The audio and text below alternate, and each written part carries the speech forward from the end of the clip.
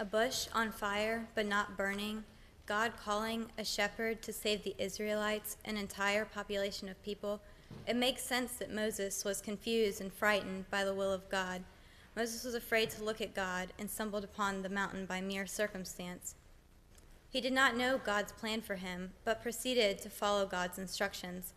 He was afraid to look at God out of fear and respect. Right here, Moses shows us what it's like to put full faith in God. God tells Moses he knows of the suffering of the Israelites and tells Moses to go and bring them out of the suffering of Egypt. Moses is a simple man minding his business. Just like us, he had no warning signs and feels incredibly underqualified to go and save an entire race of people. He doesn't know how he would save everyone and questions God, like we all have done. God tells Moses that when he has rescued the people, he shall bring them to this unexpected holy ground, and there they will all worship God. God says to Moses, "I am who I am," and the Israelites are to follow God because God has sent Moses by his command. Moses gives us an example of an everyday situation. All of us sitting here today are patiently awaiting God's call. God may not come to us in a burning bush, but eventually he will present himself to every one of us in his own way. Us, just like Moses, are probably not prepared to hear the voice of God. To prepare for God's calling to us as individuals, we should keep our hearts open to prayer and open to new ideas and opportunities in our lives.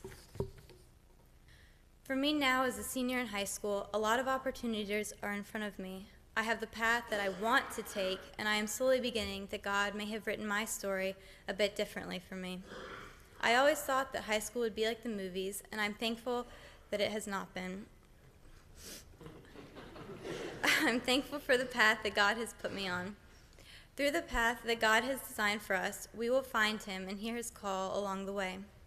Personally, finding God's reasoning in things like being rejected to college is a struggle for me, but I have put total faith in that whatever happens through the next few years, God will help me thrive. When God closes one door, it is his way of leading us to an open one with better opportunities and experiences, whether we see it that way or not. One door open to me from God would be my call to help preserve the environment. As someone who appreciates nature and has a genuine care for God's creation, I believe he has put my family and I in the crossfire of the pipeline so that we can live out one of his callings. Through all the fighting and the turmoil caused by greed, my eyes have been opened to what one of God's callings is in my life. Through my experiences being a protester, I have become aware that I have a calling that is bigger than myself, something beyond the scope of my personal life. This call affects various individuals in all kinds of situations, and my call to stand up for what's right impacts much more than myself, and it makes me realize that God's call in our lives every day might not be as straightforward as we think. All of us experience God's plan for us in an individual way because each of us has our own story. Everyone can make an impact in our church, in our community, and throughout the world. Through these impacts, we can find a new calling or create a new holy ground where we least expect it. Not only did Moses not expect this call from God, he did not expect for the mountain where he was standing to become holy ground. We as Christians experience this as well. Think of a time when you have experienced God's peace. This is God at work in our daily lives. Through God's creation, we create interactions with our surroundings and with our neighbors. Sometimes you might not even know or you forget that you are on God's holy ground. God works in mysterious ways. 2 summers ago, I visited Norway, and while we were there, we walked on a glacier. It was below freezing, ice was blowing in our faces, you couldn't see the person in front of you, and I felt at peace. If you looked close enough, you could see the striations of water running beneath your feet.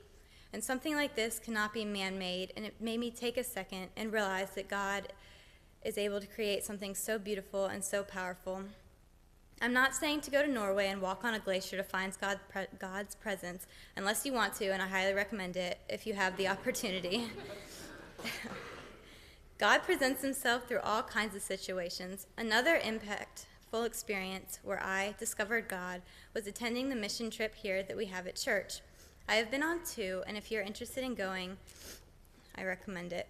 We went to Wise County, Virginia, which is an area that suffers from poverty. We would fix up the houses to make them more livable for the people in the area. The mission trips are so much more than rebuilding houses. They are about being able to build relationships with someone that you would not choose on your own to be friends with. The places we helped became holy in those moments. Being able to go to a place to help another person who is in need has opened my heart and opened my eyes. The ability to help someone who is not as capable as you is everything. God created us all in his image, and no one is above anyone else. These mission trip experiences where we get to help someone in need have humbled me to that realization. It made me realize all the things that I take for granted and how truly lucky I am. It surprised me how much human connection and holy ground I found in some of these places that we went to and the relationships I formed. God works in mysterious ways, and we have to keep our hearts and minds open to finding him through our everyday interactions and experiences. Every person will find God differently and find holy ground in different places, and I encourage all of us to help someone in need and find some meditative time in our chaotic weeks to find some holy ground in an unexpected place. The experiences you will encounter through the serenity of the outdoors and the beauty of the human connection will help guide you along God's path. Moses received an unexpected call in an unexpected place. He is no different than any of us sitting here today. We can all have a call from God. We just have to be willing to listen. Through our experiences, our trust, and our willingness to answer God's call, we are living our lives to the fullest. Amen.